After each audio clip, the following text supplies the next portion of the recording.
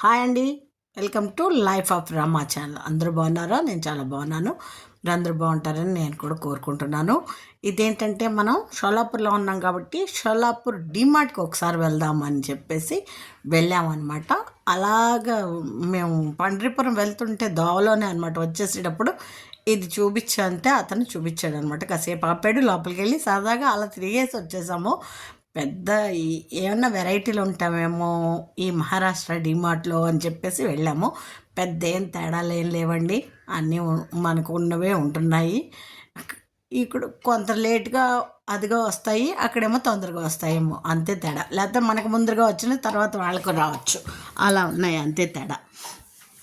కానీ పెద్ద తేడా అనిపించలేదు నాకు. ఇగో ఈ కప్పులు ఎప్పుడో వచ్చాయి మన దగ్గరికి, మళ్ళీ ఇప్పుడు ఉన్నాయి వాళ్ళ దగ్గర, మళ్ళీ మన దగ్గరకు వస్తాయేమో నాకు తెలీదు. ఆ 2 కప్పులు కొన్నాం అంతే, మా వారికి నచ్చాయి, అక్కడ కొన్నాం.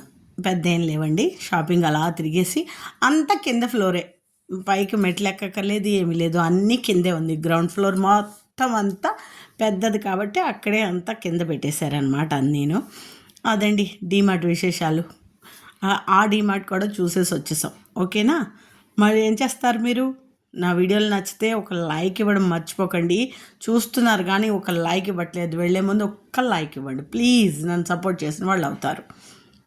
ఇక్కడ కూడా పెద్ద బట్టలు ఏం పెద్ద క్వాలిటీగా అనిపించలేదండి నాకు. మరి షోలాపూర్లో చూడండి, నేను కన్ఫ్యూజన్ ఏంటంటే అన్ని ఊళ్ళు తిరగడంతో ఈ ఊరు ఆ ఊరికి కన్ఫ్యూజన్ అయిపోతున్నాను, అంతే తేడా.